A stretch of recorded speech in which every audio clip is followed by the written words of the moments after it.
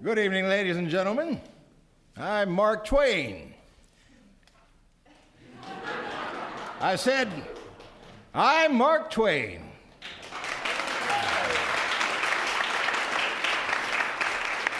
And I want to thank you all for coming out tonight. We're going to perform for you two of my prize-winning short stories. Well, they should have won prizes. The first is a short sketch I call Cannibalism in the Cars. And the second is called The Man That Corrupted Hadleyburg. Now, in between, we're going to take about a 5-minute break to rearrange things while Mrs. Jenima Manson keeps you entertained with a little piano playing. Now, one quick note. I wrote these stories a long time ago, and I'm not about to change them now, not for the sake of political correctness. So if you find yourself offended by anything in these stories, go ahead and keep your cards and letters. Believe me, you can't afford the postage. Well, I visited St. Louis lately, and on my way west after changing cars at Terre Haute, Indiana, a mild, benevolent-looking gentleman of about 45, or maybe 50, came in at one of the way stations and sat down beside me. Now, we talked together pleasantly on various subjects for an hour, perhaps, and I found him exceedingly intelligent and entertaining. When he learned that I was from Washington, he began to ask questions about various public men and about congressional affairs, and I saw very shortly that I was conversing with a man who was very perfectly familiar with the ins and outs of political life at the Capitol, even to the ways and manners and procedures of senators and representatives in the chambers of the national legislature. Now, when I told him that one of my greatest friends in Washington was a man by the name of Harris, his face settled into thoughtfulness, almost into gloom. Let me tell you a story. Let me give you a secret chapter of my life, a chapter that has never been referred to by me since its events transpired.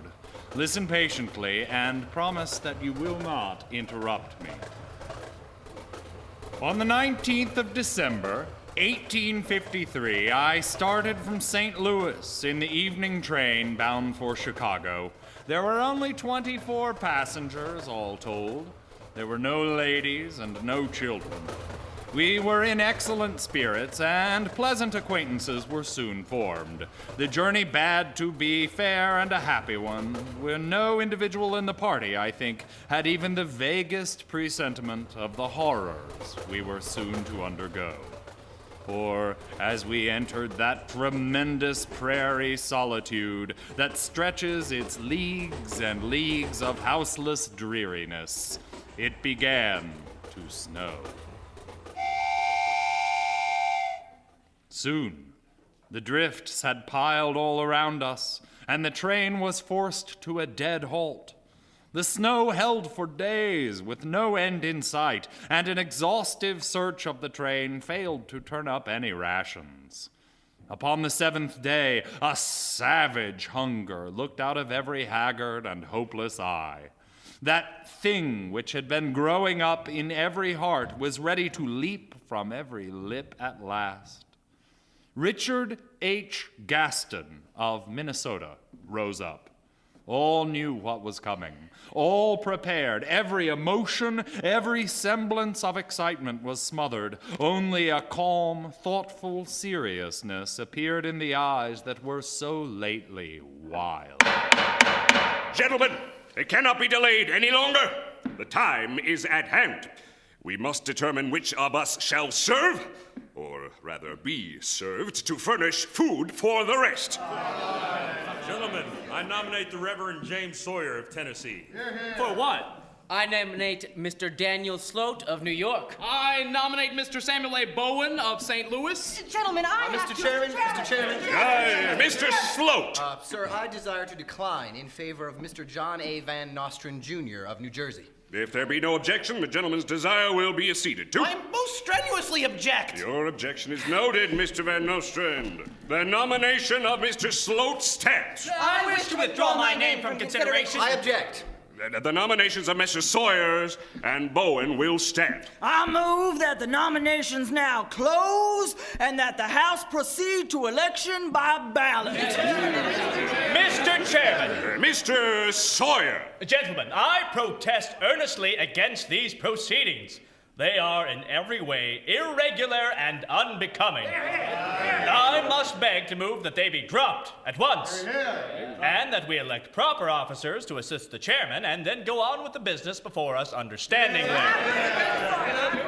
Gentlemen, I must object. This is no time to stand upon forms and ceremonious observances. For more than 7 days, we have been without food. Every moment we lose in idle discussion increases our distress. I am satisfied with the nominations that have been made. Every gentleman present is, I believe, and I, for one, do not see why we should not proceed at once to elect one of them.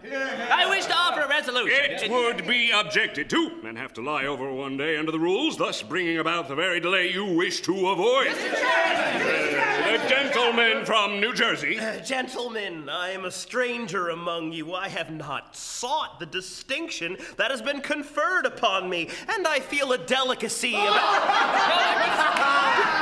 I move the previous question.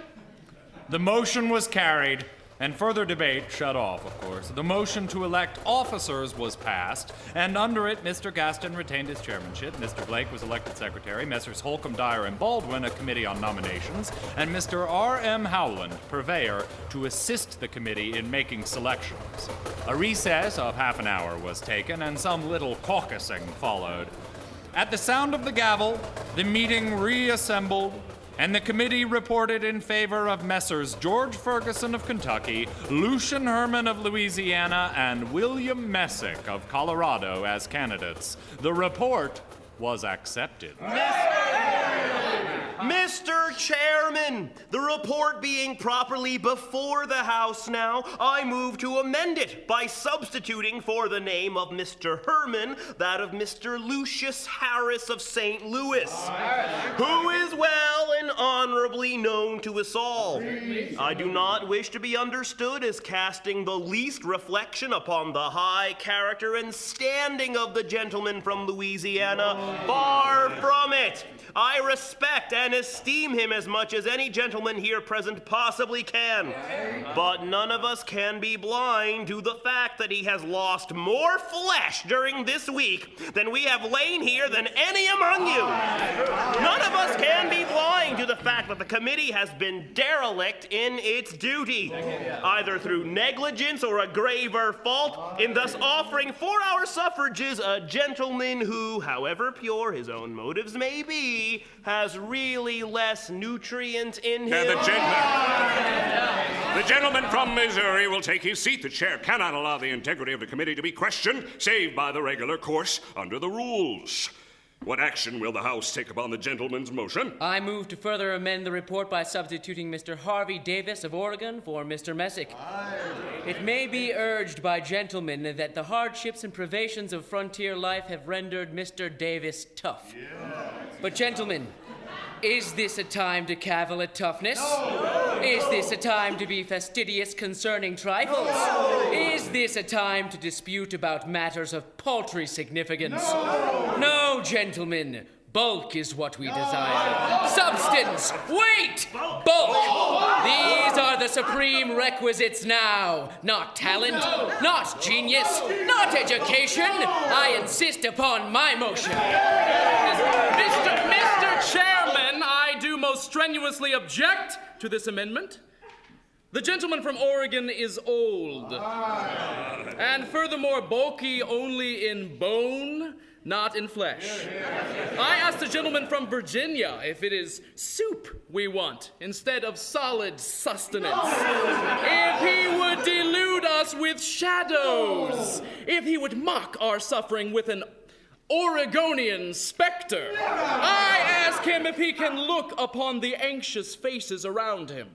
If he can gaze into our sad eyes, if he can listen to the beating of our expectant hearts and still thrust this famine-stricken fraud among us, I ask him if he can think of our desolate state, of our past sorrows, of our dark future, and still unpityingly foist upon us this wreck, this ruin, this tottering swindle, this gnarled and blighted and sapless vagabond from Oregon's inhospitable shores.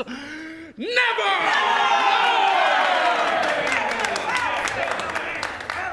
The amendment was put to a vote after a fiery debate and lost. Mr. Harris was elected, all voting for him but himself. Mr. Radway moved that the House now take up the remaining candidates and go into an election for breakfast. This was carried. On the first ballot, there was a tie, half the members favoring one candidate on account of his youth, and half favoring the other on account of his superior size. The president gave the casting vote for the latter, Mr. Messick. This decision created considerable dissatisfaction among the friends of Mr. Ferguson, the defeated candidate, and there was some talk of demanding a new ballot, but in the midst of it, a motion to adjourn was carried, and the meeting broke up at once.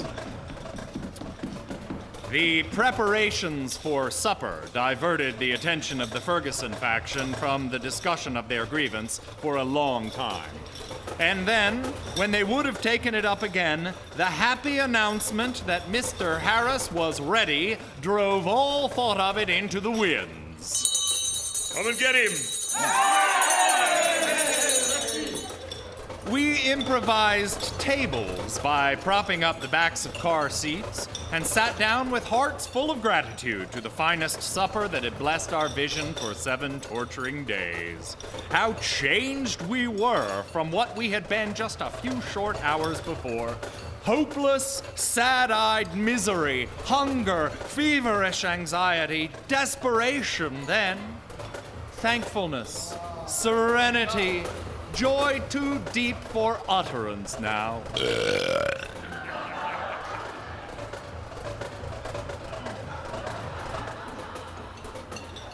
That, I know, was the cheeriest hour of my eventful life. The winds howled and blew the snow wildly about our prison house, but they were powerless to distress us anymore. I liked Harris. He might have been better done, perhaps, but I am free to say that no man ever agreed with me better than Harris, or afforded me so large a degree of satisfaction. Messick was very well, though rather high-flavored, but for genuine nutritiousness and delicacy of fiber, give me Harris.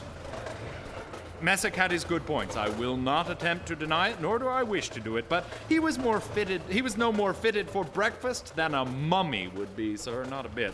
Lean, why bless me, and tough?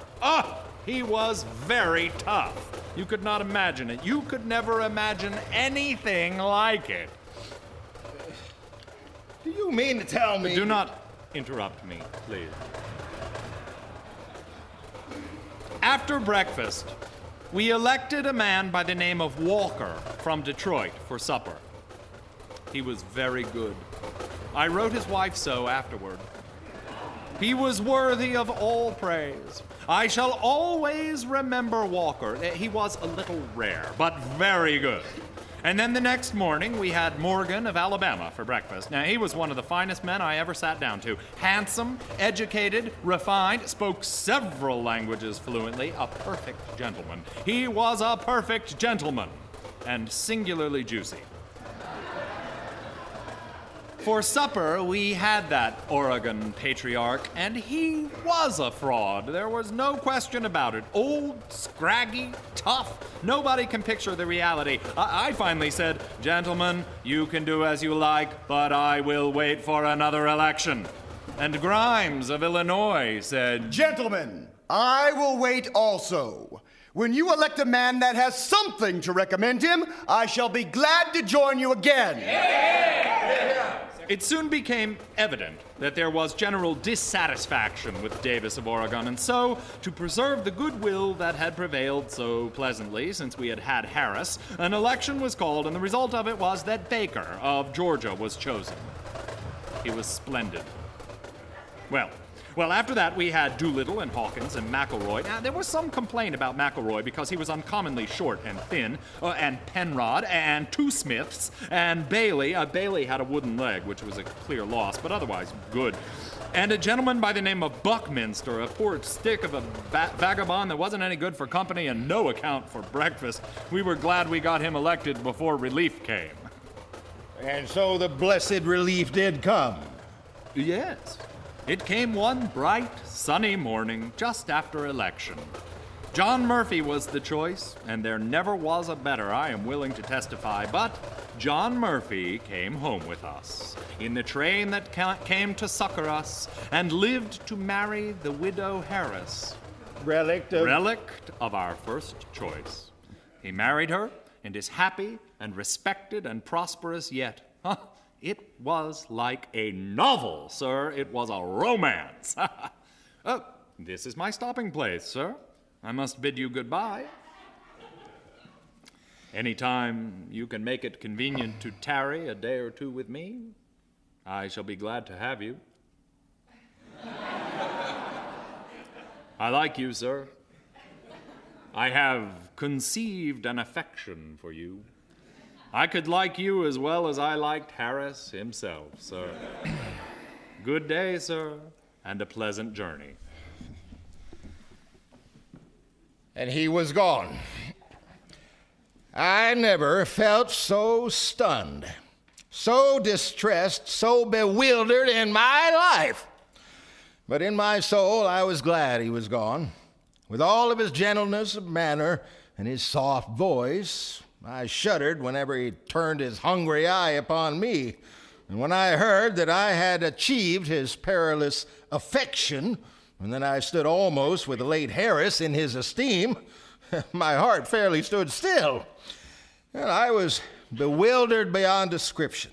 I did not doubt his word. I could not question a single item in a statement so stamped with earnestness of truth as his. But its dreadful details overpowered me and threw my thoughts into hopeless confusion. Presently, I noticed a conductor who had helped him with his bags. You there, conductor?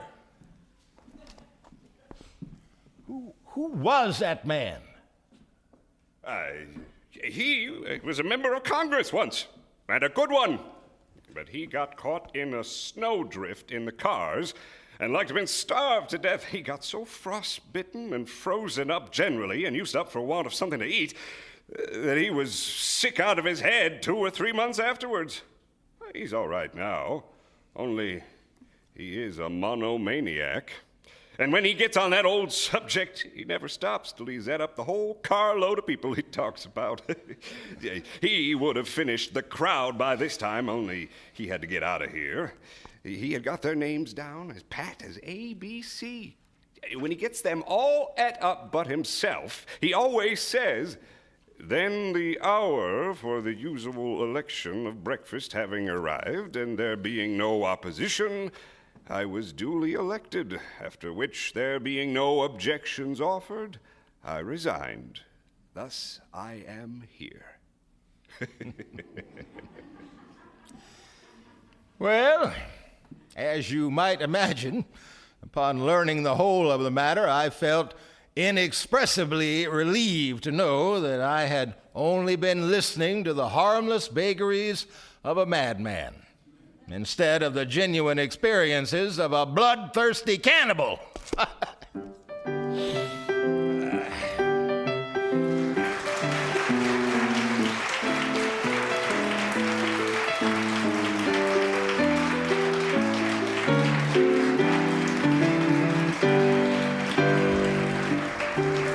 It was many years ago. Hadleyburg was the most honest and upright town in all the region. It had kept that reputation unsmirched during 3 generations and was prouder of it than of any other of its possessions. The neighboring towns were jealous of the honorable supremacy and affected to sneer at Hadleyburg's pride in it and call it vanity. But all the same, they were obliged to acknowledge that Hadleyburg was in reality an incorruptible town. But at last, in the drift of time, Hadleyburg had the ill luck to offend a passing stranger, possibly without knowing it, certainly without caring, for Hadleyburg was sufficient unto itself, and cared not a rap for strangers or their opinions. Still, it would have been well to make an exception in this one's case, for he was a bitter man and revengeful. 6 months later, he went to Hadleyburg and arrived in a buggy at the house of the old cashier of the bank at about 10 at night. He got out a sack, shouldered it, and staggered with it to the cottage door.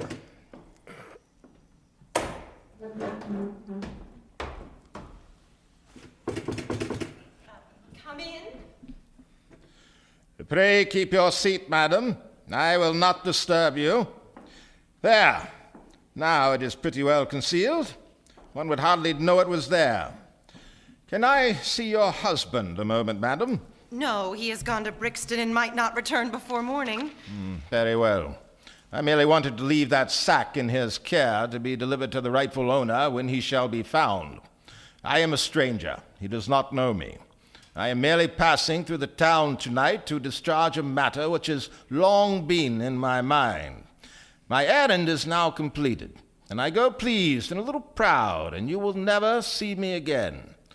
There is a paper attached which will explain everything. Good night, madam. Yes, sir, and good night to you. Well, now, my curiosity is roused. What would this paper say? To be published, or the right man sought out by private inquiry, this sack contains gold coin weighing 160 pounds, 4 ounces. Mercy on us, and the door's not locked.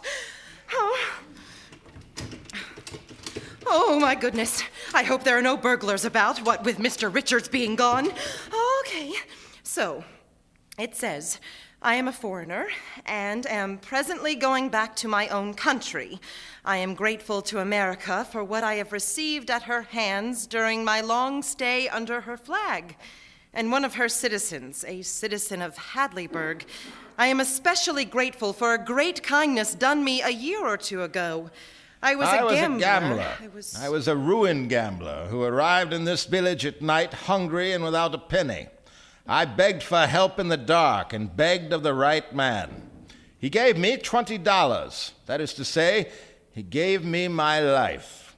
He also gave me fortune. Out of that money, I have made myself rich at the gaming table.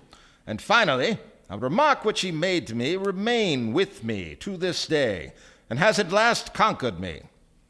I shall gamble no more. I have no idea who this man was, but I want him found, and him to have this money to give away, throw away, or keep as he pleases. If I could stay, I would find him myself, but no matter, he will be found. This is an honest town, an incorruptible town, and I know I can trust it without fear. He can be identified by the remark which he made to me. My plan is this. If you prefer to conduct the inquiry privately, do so. Tell the contents of this writing to anyone who is likely to be the right man. If he shall answer, I am the man, the remark I made was so-and-so, apply the test. Open the stack, and in it you will find a sealed envelope containing that remark. If the remark mentioned by the candidate tallies with it, give him the money, and ask no further questions, for he is certainly the right man. But if you shall prefer a public inquiry, then publish this present writing in the local paper, with these instructions added. 30 days from now, let the candidate appear at the town hall at 8 in the evening, Friday, and hand his remark in a sealed envelope to the Reverend Mr. Burgess, if he will be kind enough to act. And let Mr. Burgess hear and then destroy the seals of the sack, open it, and see if the remark is correct. If correct, let the money be delivered with my sincere gratitude to my benefactor thus identified. Oh, what a strange thing this is! And what a fortune for that kind man who set his bread afloat upon the waters. If only it had been my husband that did it, for we are poor, so old and poor. But it was not my Edward. No, it was not he that gave a stranger $20. It is a pity, too, I see it now, but it is a gambler's money. The wages of sin. We couldn't take it. We couldn't touch it. I don't like it to be near it. It seems a defilement. I wish Edward would come and take it to the bank. A burglar might come at any moment. It is dreadful to be here with it all alone.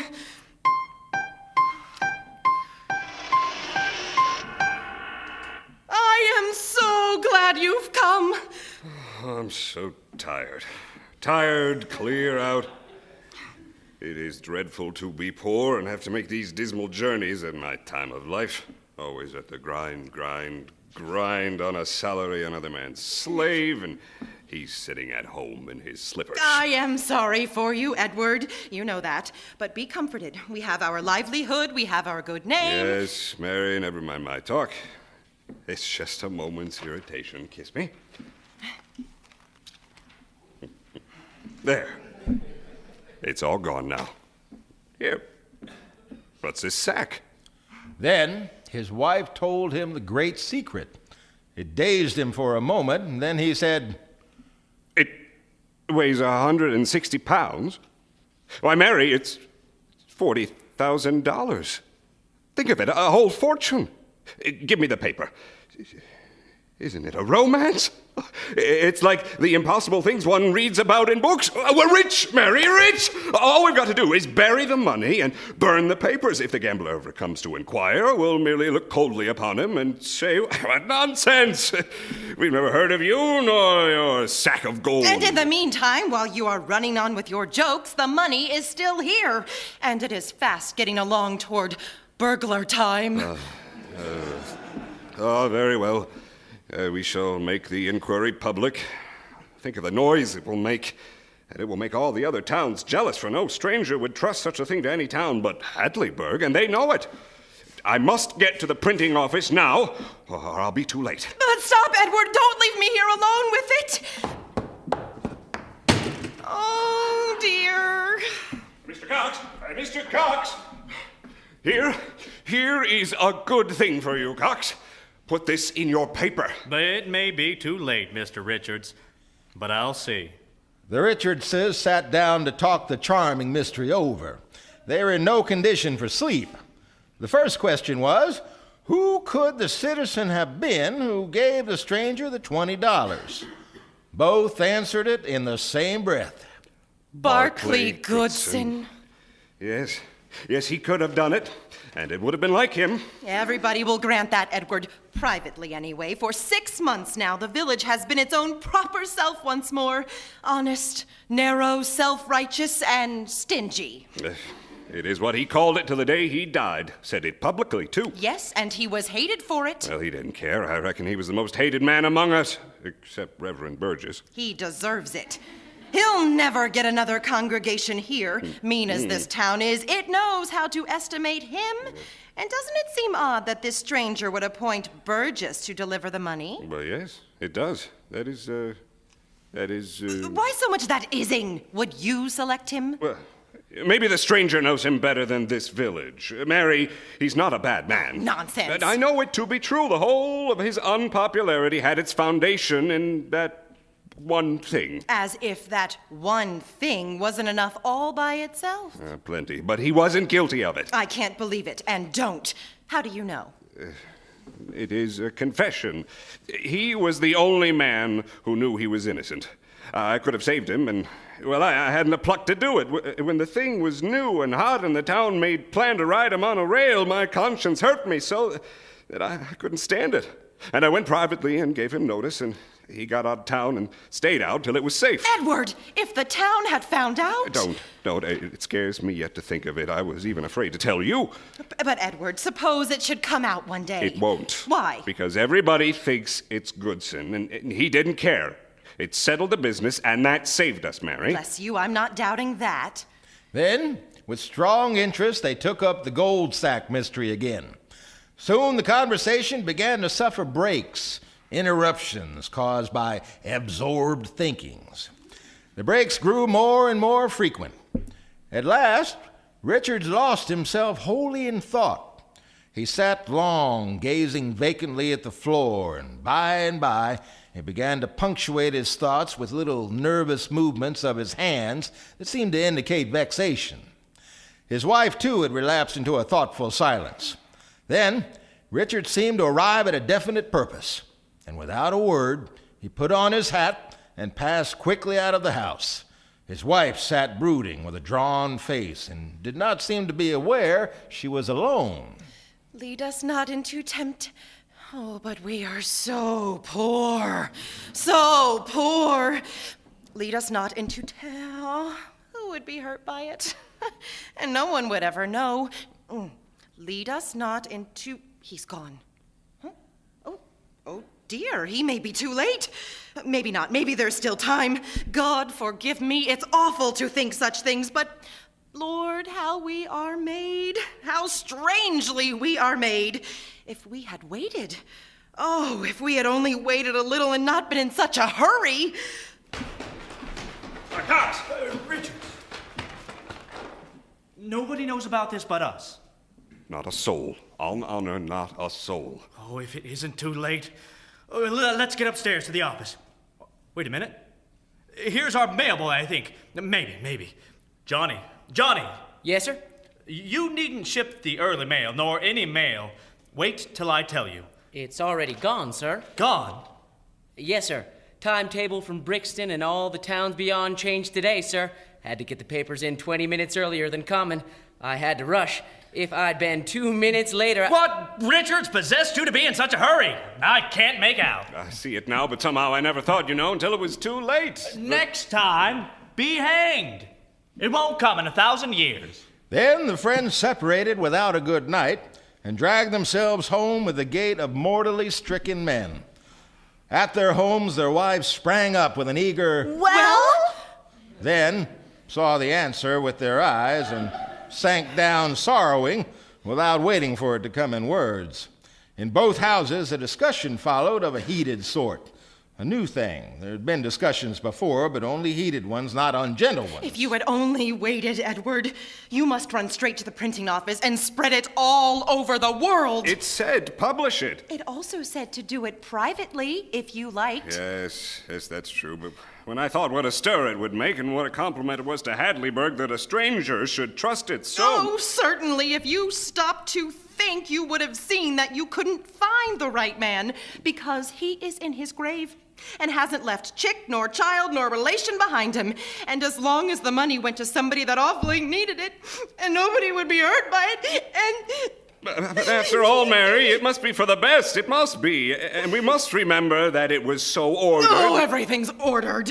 When a person has to find some way out when he has just been stupid. Who gave you the right? It was wicked. That is what it was. Just blasphemous presumption and no more becoming to a meek and humble professor But Mary, you know how we've been trained all our lives, like the whole village. Till it is second nature to stop not a single moment when there's an honest thing to be done. God knows I have never had shade nor shadow of a doubt of my petrified and indestructible honesty until now. And now, under the very first big and real temptation, Edward, it is my belief that this town's honesty is as rotten as yours is. It is a mean town, a hard, stingy town, and hasn't a virtue in the world but this honesty it is so celebrated for and conceited about. And so help me, I do believe that if it ever the day came that its honesty falls under great temptation, its grand reputation will go to ruin like a house of cards. There. Now, I've made confession. And I feel better. I am a humbug, and I have been one all my life, without knowing it. Let no man call me honest again. I will not have it. I know what you are thinking, Edward. I was ashamed to confess it, Mary, But if a body could guess out what the remark was that Goodson made to the stranger... It's perfectly true. I feel guilty and ashamed. And you? I'm past it. Let's make a pallet here. We've got to stand watch till the bank vault opens in the morning and admits the sack. Oh, dear, if we hadn't made the mistake. The reason that the village telegraph office was open later than usual that night was this. The foreman of Cox's newspaper was a local representative of the Associated Press. One might say it's honorary representative, for it wasn't 4 times a year that he could produce more than 30 words for acceptance. Now, this time it was different.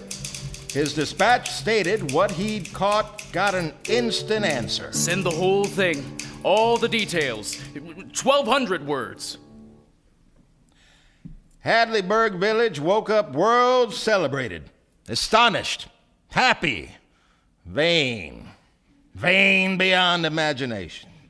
Its 19 principal citizens and wives went about shaking hands with each other and smiling and congratulating and saying this thing adds Hadleyburg to the dictionary as a synonym for incorruptible. Well, everybody ran to the bank to see the gold sack. And before noon, grieved and envious crowds began to flock in from Brixton and all the neighboring towns. And that afternoon and next day, reporters began to arrive from everywhere to verify the sack and its history and write the whole thing up anew and make dashing freehand sketches of the sack and of Richard's house and the bank and the Presbyterian church and the Baptist church and the public square and the town hall where the test would be applied, and damnable portraits of the Richardses, the Pinkerton the banker, and Cox and the foreman and Reverend Burgess and the postmaster, and even Jack Halliday, who was the town's loafing, good-natured, no-account, irreverent boy's friend, stray dog's friend. Well, the little mean, oily Pinkerton showed the sack to all comers and rubbed his sleek palms together and enlarged upon the town's fine old reputation for honesty and hoped and believed that the example would spread far and wide over the American world and be epoch-making in the matter of moral regeneration and so on and so on. But all faces bore a look of peaceful, holy happiness. Then a change came, so gradual that its beginnings were hardly noticed, except for Jack Halliday, who always noticed everything and always made fun of it, too. People aren't looking as happy as they were a day or two ago. Why, it's deepening to positive sadness. It's taken on a sick look. Everybody's become so moody and absent-minded that I could rob the meanest man in town of a cent out of the bottom of his breeches. At about this stage, a saying like this, usually at bedtime, by the head of each of the 19 principal households. Oh, what could have been the remark that Goodson made? Don't! What horrible things are you mulling in your brain? Put it away from you, for God's sake. And again the next night. What remark did Goodson make? I said, just stop thinking about it. And on the following night, the wife would fidget feebly, try to say something, but couldn't. And then the next. What could Goodson have said? Oh, if we could only guess.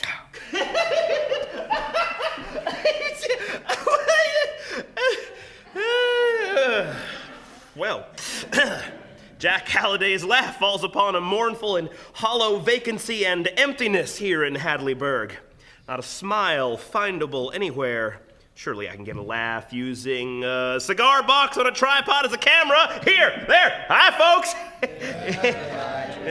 Ready? Now look pleasant, please. Smile for the birdie. Oh, boy. All right, bye, Jingo. We've got a serious, dreary problem here. Saturday evening after supper, Richards and his old wife sat apart in their little parlor, miserable and thinking. Later, his wife got wearily up to go to bed without even saying good night, as was now her custom, but she stopped near an unopened letter laying on the table. She broke it open and skimmed it over. Mary! Oh, no, leave me alone. I am too happy. Read the letter. Read it. I am a stranger to you, but I have something to tell you. I have just arrived home from Mexico and learned about that episode. I am the only person living who knows who made that remark. It was Goodson. I knew him well many years ago. I passed through your village that night and was his guest until the midnight train came along. In Hale Alley, I overheard him make that remark to a stranger. He and I talked of it all the way home and while smoking in his house. He mentioned many villagers in the course of his talk, most of them in a very uncomplimentary way, but 2 or 3 favorably, nothing stronger. I remember his saying that he did not actually like any person in the town, not one, but that you, I think he said you, had done him a very great service once, possibly without knowing the full value of it, and he wished he had a fortune. He would leave it to you. Then, if it was you that did him that service, you are his legitimate heir.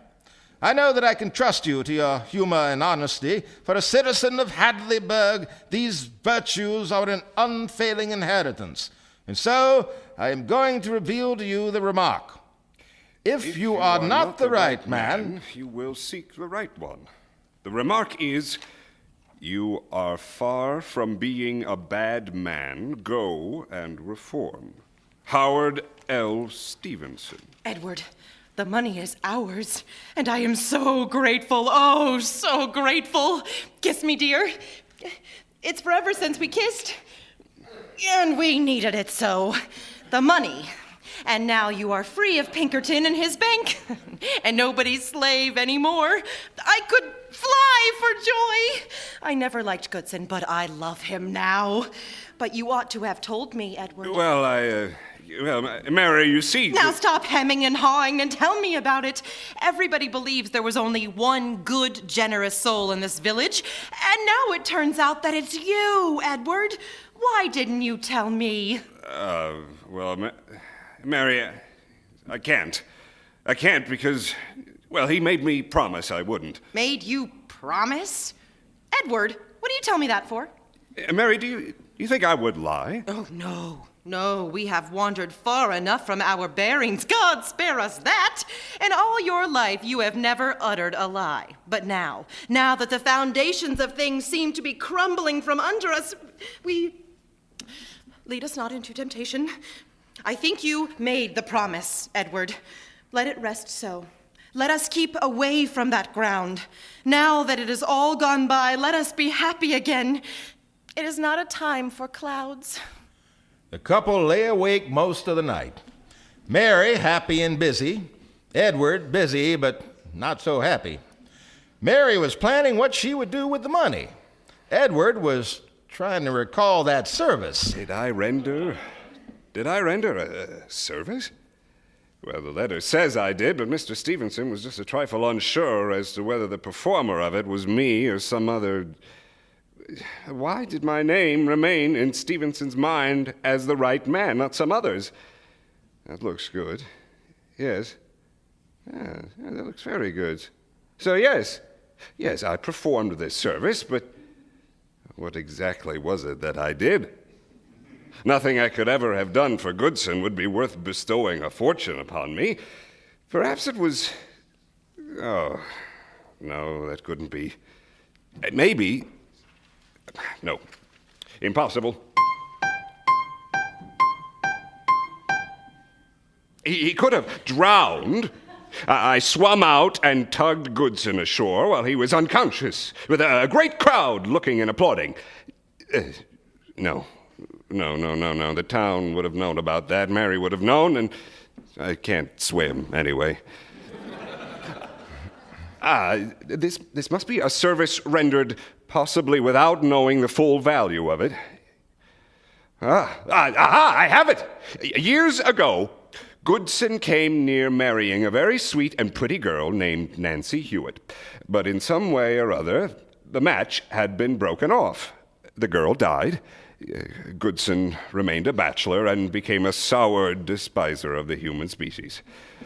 Soon after the girl died, the village discovered, or thought it did, that she carried a spoonful of Negro blood in her veins. Yes, I think I remember, but I haven't thought of it in years. That I told the village, that the village told Goodson where they got it, that I thus saved Goodson from marrying a tainted girl. That is how I did a great service without knowing the full benefit of it. Yes, I believe I can even recall Goodson telling me his gratitude. Richards nestled to sleep, satisfied and happy, remembering the whole thing as if it was yesterday. Meantime, Mary had spent $6,000 on a new house for herself and a pair of slippers for her pastor, and then had fallen peacefully to rest. That Saturday evening, the postman delivered a letter to each of the principal citizens, 19 letters in all. No two of the envelopes were alike, and no two of the superscriptions were in the same hand, but the letters were just like each other in every detail but one. They were exact copies of the letter received by Richards, handwriting and all, and were all signed by Stevenson. But in place of Richards' name, each receiver's own name appeared. Well, while the husbands of Hadleyburg successfully determined in their sleep what noble service they had performed for Barclay Goodson, their wives spent the money. During that night, the 19 wives spent an average of $7,000 each out of the $40,000 in the sack, 133 altogether. No man was more perplexed by the sudden happiness of the residents of Hadleyburg than Jack Halliday. So, old cook, you tell me what's going on around here. What's that, Jack?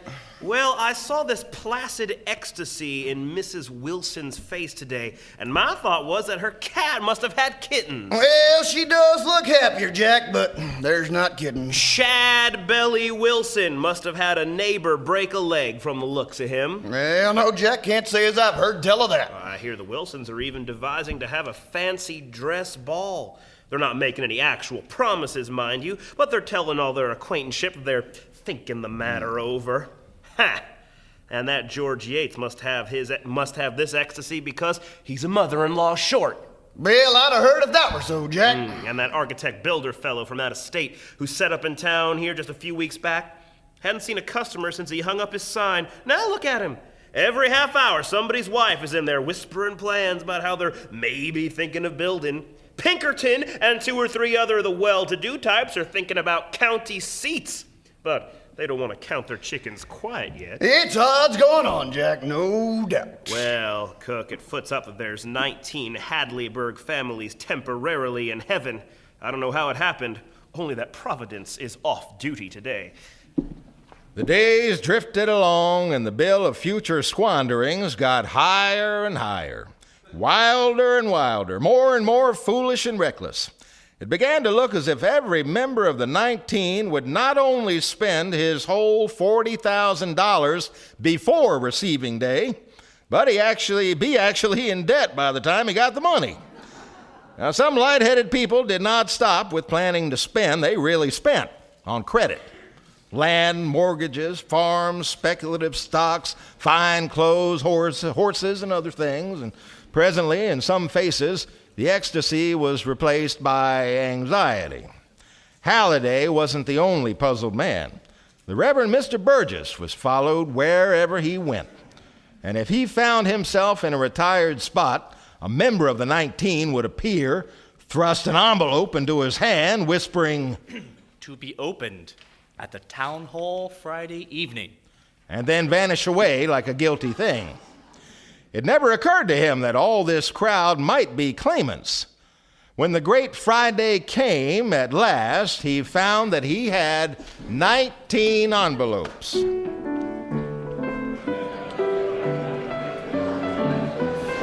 Well, the town hall had never looked finer. The platform at the end of it was backed by a showy draping of flags. At intervals along the walls were festoons of flags. The gallery fronts were clothed in flags. The supporting columns were swathed in flags. All this was to impress the stranger, for he would be there in considerable force, and in a large degree he would be connected with the press. The house was full.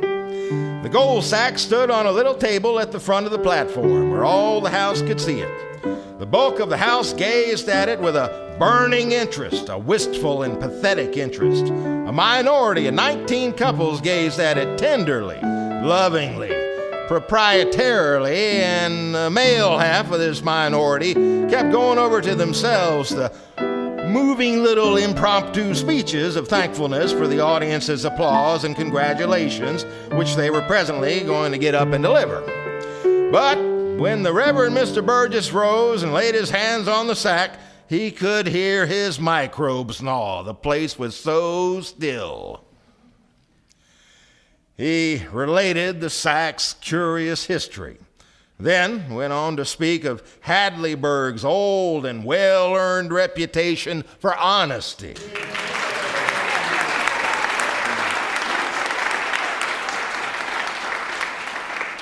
And who is to be the guardian of this noble treasure? The community as a whole? No! The responsibility is individual, not communal. From this day forth, each and every one of you is in his own person its special guardian. Does each of you accept this great trust?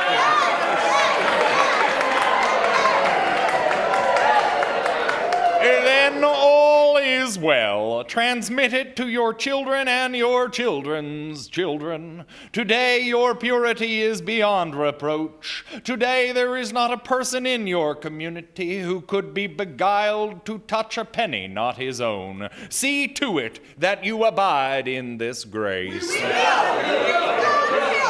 Under my hand, my friends, rests a stranger's eloquent recognition of what we are. Through him the world will always henceforth know what we are.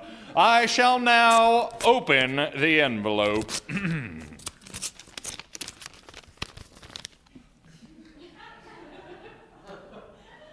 The remark which I made to the distressed stranger was this.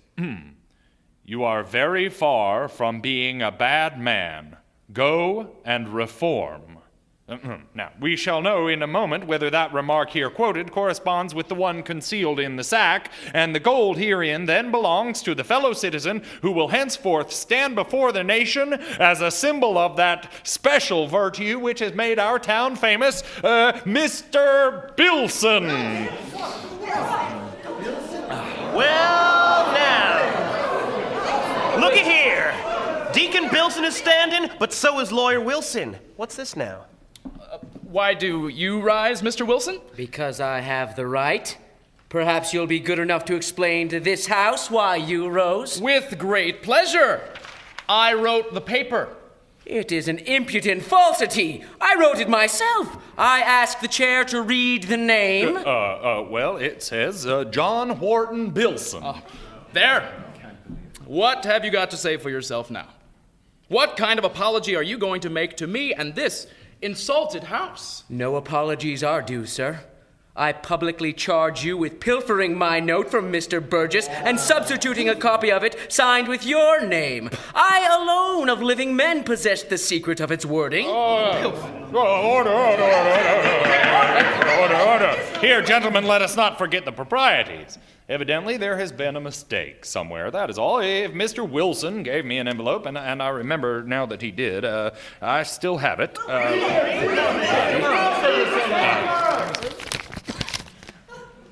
The remark which I made to the unhappy stranger was this. You are far from being a bad man. Go and reform. And this one is signed Thurlow G. Wilson. There. I reckon that settles it. I knew perfectly well my note was purloined. Purloined? I'll let you know that neither you nor any man of our kidney must venture... Order, gentlemen, order. Take your seats, both of you, please. Mr. Chairman, I am Thompson, the Hatter, and if I may be permitted to make a suggestion, Can both of these gentlemen be right? Can both of them have happened to have said the same thing to the stranger? Well, it seems to me Sure, that... that's not the point. That could happen twice in 100 years, but that's not the other thing. Neither of them gave the $20. I did. Sit down, both of you. Sit down. Neither of these notes has been out of my possession. Mr. Chairman, one thing is now plain. One of these men has been eavesdropping under the other one's bed and filching family secrets. If one of them has overheard the other reveal the test mark to his wife, we shall catch him now. How? Easily. The two have not quoted the remark in exactly the same way. The word very is in Bilson's note and not in the other. Order. There are a couple of notes here. One is marked, not to be examined until all written communications which have been addressed to the chair, if any, shall have been read. The other is marked, the test. Allow me. It is worded. I do not require that the first half of the remark which was made to me by my benefactor shall be quoted with exactness, for it was not striking and could be forgotten. But its closing 15 words are quite striking and I think easily rememberable. Unless these shall be accurately reproduced, let the applicant be regarded as an impostor. My benefactor began by saying he seldom gave advice to anyone, but that it always bore the hallmark of high value when he did give it. Then he said this, and it has never faded from my memory. You are far from being a bad man. No, order. Let me finish reading. You are far from being a bad man. Go and reform, or, mark my words, someday for your sins, you will die and go to hell or Hadleyburg. Try and make it the former. Oh. That's got the hallmark on it!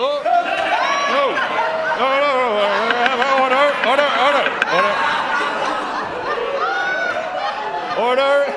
It is useless to try to disguise the fact we find ourselves in the presence of a matter of great import. It strikes at the town's good name. The difference of a single word between the test remarks offered by Mr. Wilson and Mr. Bilson was itself a serious thing, but only for one of them. The matter has become even graver for the honor of both. We are all now in inextricable peril, but both left out the crucial 15 words. There would seem to be only one way this could happen. I ask these gentlemen, was there collusion? Was there agreement?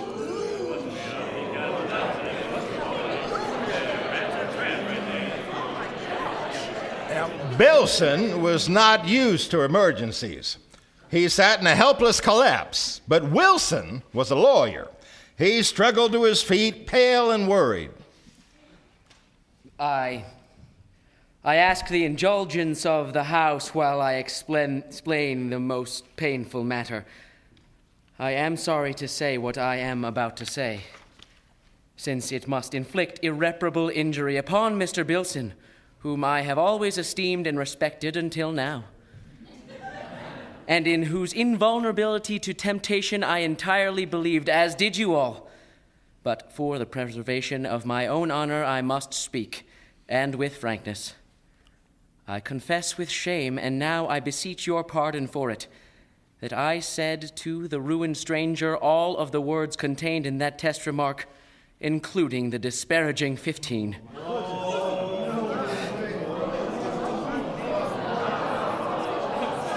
When the late publication was made, I recalled them, and I resolved to claim the sack of coin, for by every right I was entitled to it. Now I will ask you to consider this point and weigh it well. The stranger's gratitude to me knew no bounds. He said himself that he could find no words for it that were adequate, and that if he should ever be able, he would repay me 1,000-fold. Now then, I ask you this. Could I expect he would do so ungrateful a thing as to add those 15 words into the test? Set a trap for me? Expose me as a slanderer of my own town before my own people assembled in a public hall? It was preposterous. And so, with perfect confidence, I wrote on a piece of paper the opening words ending with "Go and Reform" and signed it. When I was about to put it in an envelope, I was called to my back office, and without thinking, I laid the envelope on my desk. I ask you to note this. When I returned a little later, Mr. Bilson was retiring by my street door. It's a lie. It's an infamous lie. That is a lie. Mr. Wilson has the floor. My note was now lying in a different place on the table from where I had left it. I noticed that, but attached no importance to it, thinking a draft had blown it there. That Mr. Bilson would read a private paper was a thing which could not occur to me, and he would be above that. I think that his extra word, "very," stands explained. It is attributable to a defect of memory. I was the only man in the world who could furnish here any detail of the test remark by honorable means. I have finished. There is nothing in this world like a persuasive speech to fuddle the mental apparatus and upset the convictions and debauch the emotions of an audience not practiced in the tricks and delusions of oratory.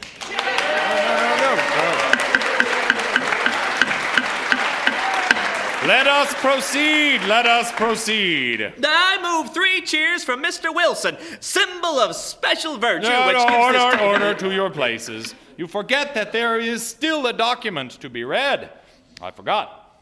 This is not to be read until all written communications received by me have first been read.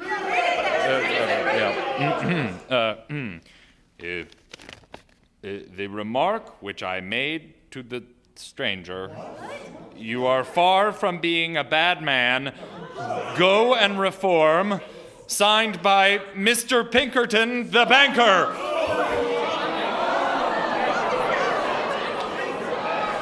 The pandemonium of delight which turned itself loose now was of a sort to make the judicious weep. Those whose withers were unwrung laughed till the tears ran down.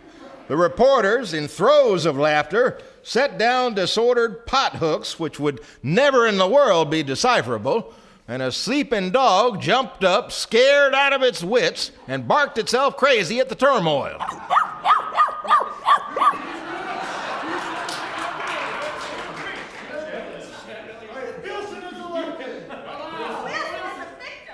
Silence! The Reverend's finished something else out of his pockets.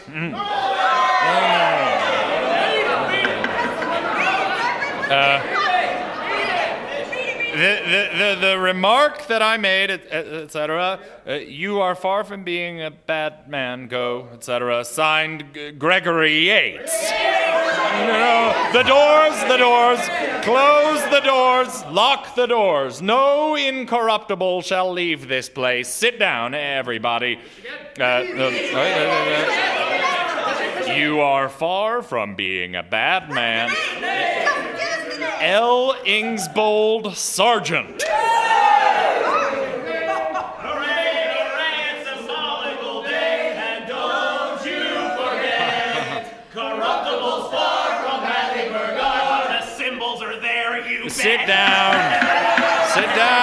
Sit down. You are confessing. We'll find your names in the lot. Mr. Chairman, how many of those envelopes do you have there? Well, altogether, 19. I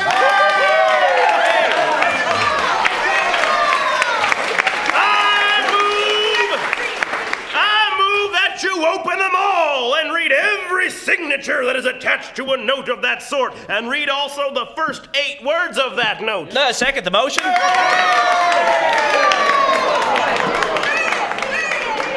Then poor old Richards got up, and his wife stood by his side, her head bent so that none might see she was crying. My friends, you have known us too, Mary and me, all our lives. And I think you have liked us and respected us. It is quite true, that what you are saying, Mr. Richards. We know your good heart, Mr. Richards. This is not a time for the exercise of charity towards offenders. I cannot allow you to plead for these men. But I was going to... Please take your seat, Mr. Richards. We must examine the rest of these notes. Simple fairness to the men who have already been exposed require this. As soon as it is done, you shall be heard.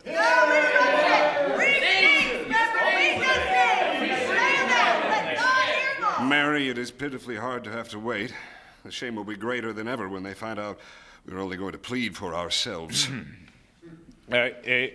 You are far from being a bad man. Go now and reform. Signature Robert J. Titmarsh. You are far from being a bad man. Go now and reform. Signature Eliphalet Weeks. You are far from being a bad man. Go now and reform. Signature Oscar B. Wilder. Go to hell or Hadleyburg. Try to make it the former. Amen. The list dwindled. Poor old Richard's keeping tally of the count, wincing when a name resembling his own was pronounced. Be ready. Your name comes next. He has read 18. Well, now, I find that I have read them all. Oh, blessed God, we are saved. He has lost ours. I wouldn't give this for 100 of those sacks. Day, and don't you forget, corruptible star from Hadleyburg. The symbols are there, you bet. I propose 3 cheers for the cleanest man in town, the one solitary man in town, the one solitary important citizen in it who didn't try to steal that money, Edward Richards. Richard should be elected sole guardian and symbol of the now sacred Hadleyburg tradition, with power and right to stand up and look the whole sarcastic world in the face. Hooray, hooray, symbolical day, and don't you forget, corruptible star from Hadleyburg. And there's one symbol left, you bet. Order. I now offer the stranger's remaining document, which says, if no claimant shall appear,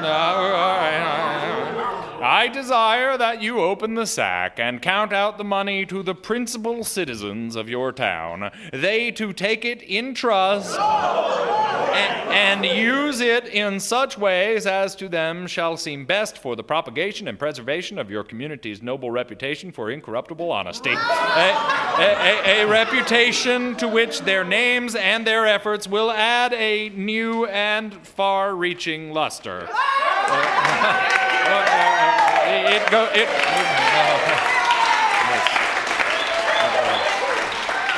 It goes on. There is no test remark. Nobody made one. There wasn't any pauper stranger, nor any $20 contribution, nor any accompanying benediction and compliment. These are all inventions. Allow me to tell my story. It will take but a word or two. I passed through your town and received a deep offense which I hadn't earned, and any other man would have been content to kill 1 or 2 of you and call it square. But to me, that would have been inadequate, for the dead don't suffer. Besides, I couldn't kill you all, so I disguised myself and came back and studied. You were easy game. You had an old and lofty reputation for honesty, and you were proud of it. It was your treasure of treasures. My project was to corrupt Hadleyburg the incorruptible. If I have succeeded, open the sack and summon the Committee on Propagation and Preservation of the Hadleyburg Reputation.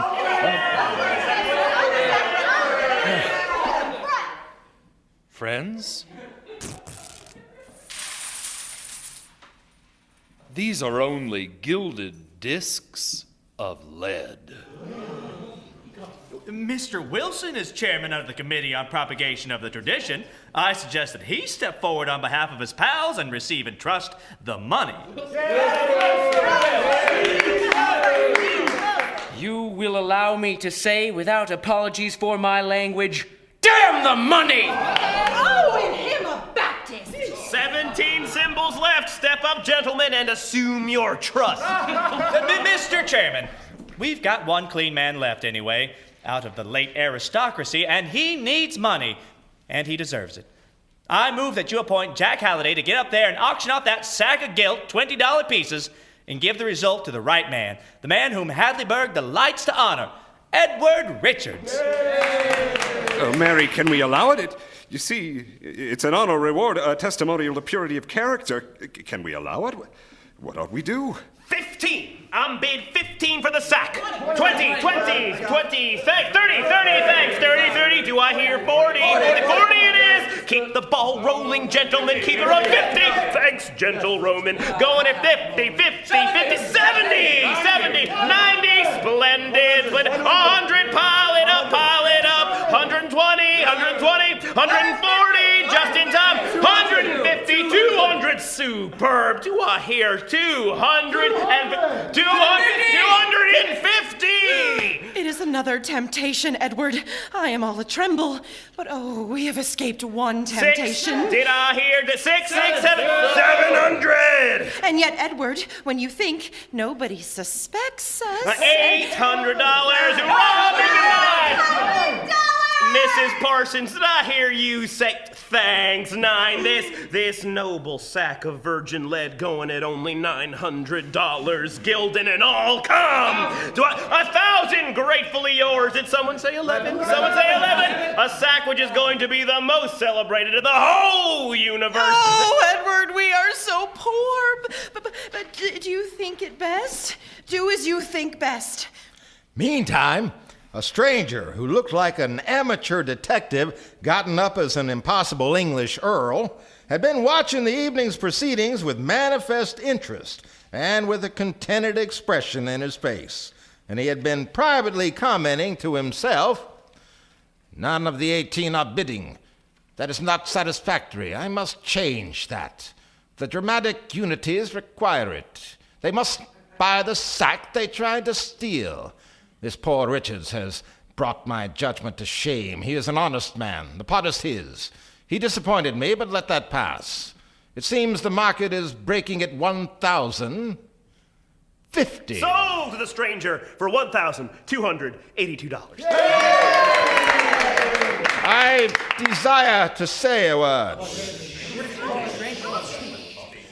I am a speculator in rarities.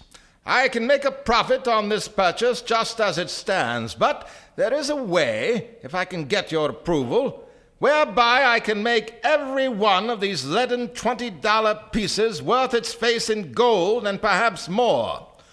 Grant me that, and I will give part of my gains to you, Mr. Richards, whose invulnerable probity you have so justly recognized tonight. His share shall be $10,000, and will hand him the money tomorrow.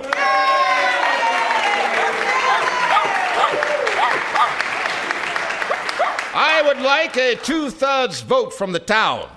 Rarities are always helped by any device which will rouse curiosity and compel remark. If I may have your permission to stamp upon the faces of these ostensible coins the names of the 18 gentlemen. I beg you not to threaten me. I know my legal rights, and I'm not accustomed to being frightened at bluster. Dr. Harkness was one of the 2 very rich men in town, and Pinkerton was the other. Harkness was the proprietor of a mint, or popular patent medicine. He was running for the legislature on one ticket, and Pinkerton on the other. It was a close race and a hot one. Both had strong appetites for money. Each had bought a great tract of land, knowing there was going to be a new railroad. Each wanted to be in the legislature and help locate the route to his own advantage. He was sitting close to the stranger. He leaned over while one of the other symbols was entertaining the house with protests and appeals. What's your price for the sack? $40,000. I'll give you 20. No. 25. No. Say 30. The price is $40,000, not a penny less. All right. I'll give it. Come to the hotel at 10 in the morning. I don't want it known. I'll see you privately. Very good. Ladies and gentlemen, these speeches are not without merit, not without interest, not without grace.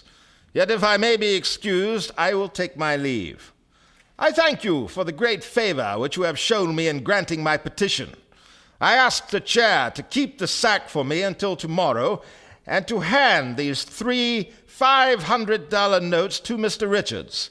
At 9, I will call for the sack, and at 11 will deliver the rest of the 10,000 to Mr. Richards in person. Good night.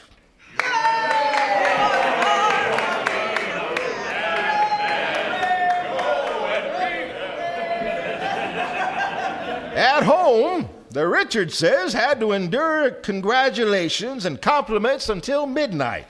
Then they were left to themselves. Do you think we are to blame, Edward? Much to blame? We couldn't help it, Mary. It was ordered. All things are. Are you going to stay at the bank? No. I'll resign in the morning, by note. It does seem best. Before, I was not afraid to let Ocean's people of money pour through my hands. But, Mary, I am so tired, so tired. We will go to bed. At 9 in the morning, the stranger took the sack to the hotel in a cab. At 10, Harkness had a private talk with him. The stranger received 5 checks on a Metropolitan Bank drawn to bearer, 4 for $1,500 each and 1 for $34,000. He put one of the former in his pocketbook, and the remainder, representing $38,500, he put in an envelope, and with these he added a note, which he wrote after Harkness was gone. At 11, he called at the Richards' house and knocked. Mrs. Richards peeped through the shutters and then went and received the envelope, and the stranger disappeared without a word. I'm sure I recognized him.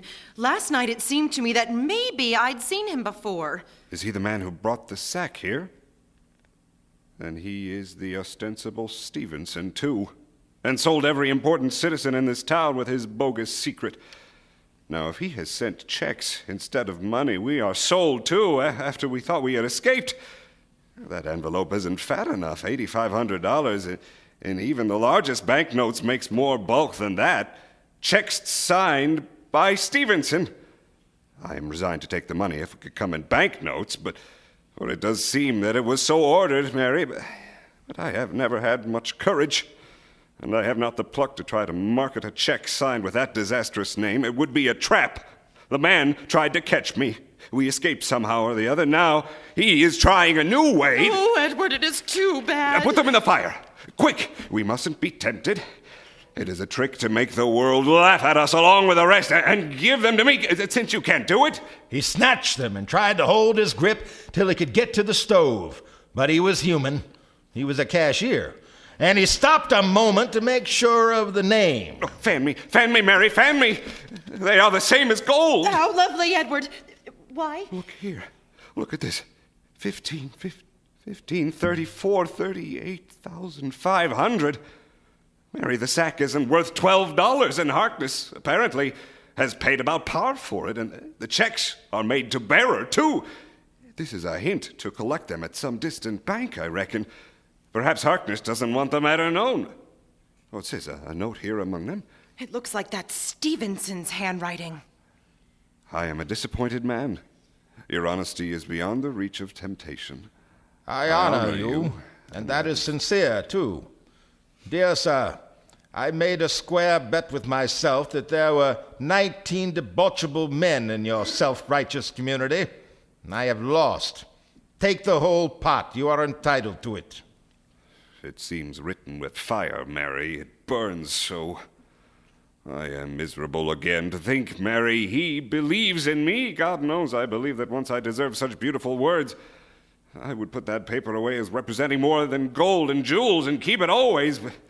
But we could not live in the shadow of its accusing presence, Mary. Here, it should burn. Oh, Edward, I can't bear it. A messenger arrived with a note from Burgess. Richards read it. You saved me in a difficult time. I saved you last night. It was at the cost of a lie, but I made the sacrifice freely and out of a grateful heart. None in this village knows so well as I how brave and good and noble you are. At bottom, you cannot respect me, knowing as you do the matter of which I am accused and by the general voice condemned. But I beg that you will at least believe that I am a grateful man. Burgess. Oh, Edward, these are bitter, bitter days, Edward. The stabs, through their very generosity, are so deep and they come so fast. 3 days before the election, each of 2,000 voters suddenly found himself in possession of a prized memento, one of the renowned double eagles. Around one of its faces was stamped the words, "The remark I made to the poor stranger was," and around the other face was stamped, "Go and reform, Pinkerton." Thus, the entire remaining refuse of the renowned joke was emptied upon a single head, and with calamitous effect. It revived the recent vast laugh and concentrated upon Pinkerton. Harkness's election was a walkover. Within 24 hours after the Richardses had received their checks, their consciences were quieting down, discouraged. The old couple were learning to reconcile themselves to the sin they'd now committed. But they were to learn that a sin takes on new and real terrors when there seems a chance that it's going to be found out. At church, the morning sermon was of the usual pattern. It was the same old things said in the same old way. They'd heard them before and found them innocuous, next to meaningless. Now it was different. The sermon seemed to bristle with accusation, seemed aimed straight and specially at people who were concealing deadly sins. After church, they got away from the mob of congratulators as soon as they could and hurried home, chilled to the bone by vague fears. Now, when they were alone again, they began to piece many unrelated things together and get horrible results out of the combination. When things had got about to the worst, Richards delivered a sudden gasp. Edward, what is it? Burgess' note. Its language was sarcastic. I see it now. At bottom, you cannot respect me, knowing as you do of that matter of which I am accused. Oh, it is perfectly plain now. God, help me. He knows that I know. You see the ingenuity of the phrasing? It was a trap, and like a fool, I walked into it, and Mary... Oh, it is dreadful. I know what you are going to say. He didn't return your transcript of the pretended test remark. No. He kept it to destroy us. Mary, he has exposed us to some already. I know it. I saw it in a dozen faces after church. Oh, I am sick. Oh, let us call for the doctor. Yes, Edward. I feel I am failing also. By morning, the old couple were rather seriously ill, prostrated by the exhausting excitement growing out of their great windfall, the congratulations and the late hours, the doctor said. The town was severely and sincerely distressed, for these old people were about all it had to be left to be proud of now. 2 days later, the news was worse. The couple were doing strange, delirious things. By witness of the nurses, Richards had exhibited checks for $8,500? For an amazing sum, $38,500. The following day, the nurses had more news, and wonderful.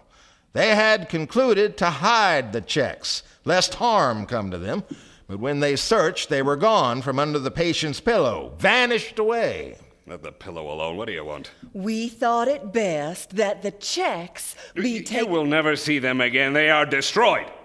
They came from Satan. I saw the hell brand on them. I knew they were sent to betray me to sin. Yeah, Richards was right. The checks were never seen again. He fell into gabbling, strange and dreadful things which were not clearly understandable. A doctor admonished the nurses to keep them to themselves. A nurse must have talked in her sleep, for within 2 days, the forbidden gabblings were the property of the town, and they were of a surprising sort. They seemed to indicate that Richards had been a claimant for the sack himself, and that Burgess had concealed that fact and maliciously betrayed it. Burgess was taxed with this and stoutly denied it. Suspicion was in the air, and there was much talk. Well, soon it was said that Mrs. Richards' delirious deliveries were getting to be duplicates of her husband's. Suspicion flamed up into conviction now, and in the town's pride and the purity of its one undiscredited important citizen began to dim down. More news came. The old couple were dying. Richard's mind cleared in the last hour, and he sent for Burgess. Let the room be cleared. I think he wishes to say something in privacy. No, I want witnesses. I want you all to hear my confession so that I may die a man and not a dog. I was clean, artificially, like the rest. And like the rest, I fell when temptation came. I signed a lie and claimed the miserable sack. Mr. Burgess remembered that I had done him a service, and in gratitude and ignorance, he suppressed my claim and saved me. You know the thing that was charged against Burgess years ago? My testimony, and mine alone, could have cleared him, and I was a coward and left him to suffer disgrace. No, Mr. Richards, you don't... My servant betrayed my secret to him. No one has betrayed anything and to me. then he did a natural and justifiable thing. He repented of the saving kindness which he had done to me, and he exposed me as I deserved. Never. I make an oath. Out of my heart, I forgive him. The dying man passed away without knowing that once more he had done poor Burgess a wrong. The old wife died that night. The last of the sacred 19 had fallen a prey to the fiendish sack. The town was stripped of the last rag of its ancient glory, and its mourning was not showy, but it was deep. By act of the legislature, upon prayer and petition, Hadleyburg was allowed to change its name to, well, never mind what, I'll not give it away, and leave one word out, the motto that for many generations has graced the town's official seal. It once read, "Lead us not into temptation," but the revised motto says, "Lead us into temptation." It's an honest town once more, and the man will have to rise early that catches it napping again.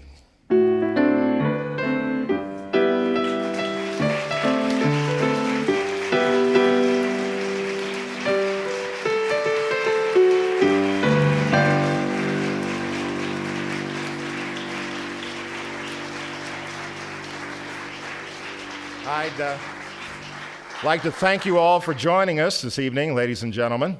I want to take a moment to introduce you to the folks who have made tonight possible, our actors, and they are Bill Gordon,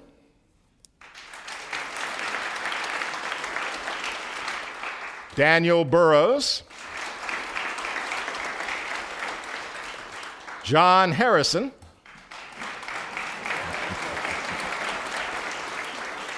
Paul Fidalgo, Trent Wagler, John Harrell, Mark Jeter, Joyce Peifer, Becky Peters, and James Konicek.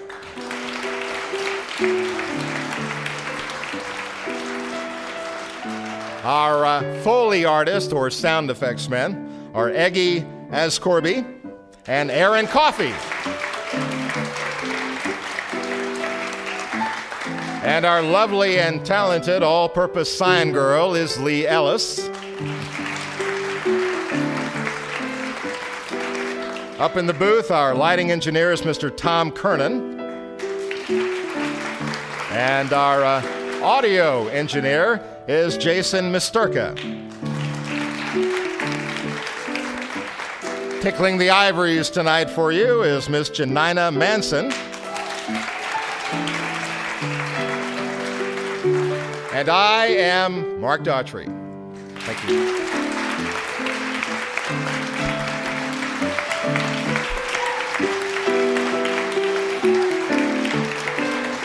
Our director tonight is Bill Gordon. Cannibalism in the Cars was adapted by Bill Gordon, and The Man That Corrupted Hadleyburg was adapted by Harry Kollatz Jr. The Trouble Begins at 8 has been a Jumping Frog production. You're listening to WMRA FM Public Radio for the Shenandoah Valley. Thank you and good night.